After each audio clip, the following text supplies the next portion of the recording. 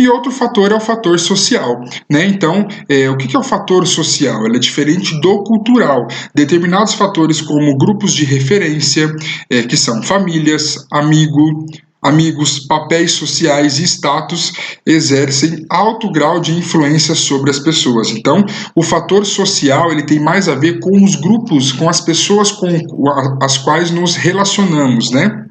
Então, para Canuck, o que ele diz? Do ponto de vista de marketing, os grupos de referência, eles servem como um marco para atitudes ou comportamentos específicos para indivíduos nas suas compras ou decisões de compra.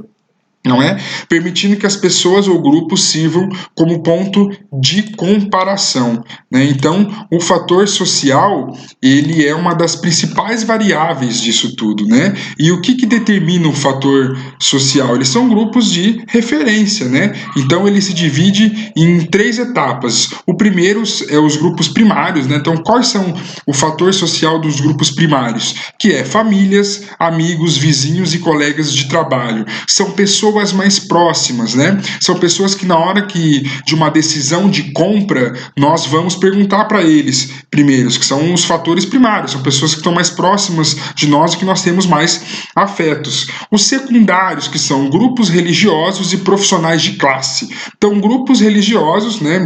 O nome já diz, depende da sua religião. Profissionais de classe, pessoal, é quando você tem o mesmo nível quando você é da mesma profissão que o seu colega, ou tem o mesmo nível hierárquico. Então, se eu sou professor, eu vou perguntar para um outro professor, né, uma decisão de compra, uma opinião. Isso é profissionais de classe. Então, isso interfere no comportamento do consumidor em fatores secundários. E aí, o de aspiração, né? Na verdade são 4, tá? O de aspiração, que são grupos onde a pessoa espera pertencer. Então, o que é isso? O que é grupos de aspiração? Todos nós temos vontade de pertencer a algum grupo, algum grupo, alguma comunidade, algum grupo empresarial, para que nós tenhamos mais aí network, para que a gente cresça profissionalmente ou pessoalmente. Então, são grupos onde a pessoa espera pertencer. Eu espero pertencer um dia um grupo de grandes CEOs de empresas do mundo, né? Então é uma aspiração. Então isso é a terceira, né? É a terceira variável aí do comportamento do consumidor.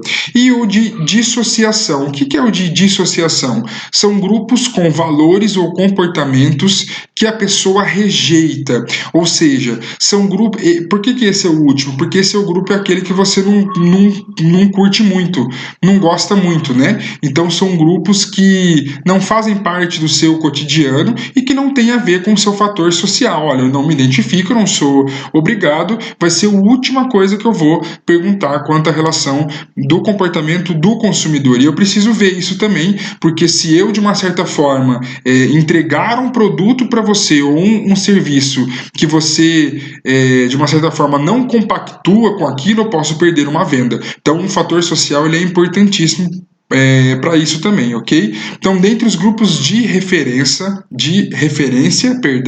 salienta-se que talvez o grupo familiar seja o mais importante determinante de comportamento do consumidor, devido à estreita e contínua interação entre os seus membros, né? Então, uma pessoa participa de grupos e a posição dessa pessoa em cada grupo pode ser definida em termos de papéis e status, né? Então, por que o grupo familiar ele é um grupo onde realmente ele é o mais importante, porque é onde você está mais envolvido emocionalmente. Quando se trata de comportamento do consumidor, você aplica diretamente, né, no emocional, né? A gente já trabalhou isso, já mostrei para vocês algumas propagandas, como a do Boticário em parceria com a Azul Linhas Aéreas, que fala de um afeto familiar, de um pai e de um filho piloto que não conseguem passar não consegue passar o Dia dos Pais juntos, né? Então, foi uma referência, um exemplo. Então, um grupo familiar, ele acaba sendo uma referência muito grande para o comportamento do consumidor. E aí, dependendo da atividade que a pessoa possui ou desenvolva, ela possui mais status que as outras. Sendo assim, as pessoas escolhem produtos que comunicam seus papéis e status na sociedade. Pode parecer que não, às vezes as pessoas falam, mas eu não sou de status. Mas o ser humano, ele tem essa tendência, né? Porque eu vou comprar aquele negócio porque todo mundo tem, né? Isso é de certa forma, um equilíbrio que o ser humano precisa ter, mas o marketing, o comportamento do consumidor, ele avalia e analisa muito isso, tá? Então, isso com certeza, o status que a pessoa tem na sociedade quanto a um produto ou a um serviço, isso é importantíssimo na hora do comportamento do consumidor. E uma pesquisa muito bem detalhada faz a diferença.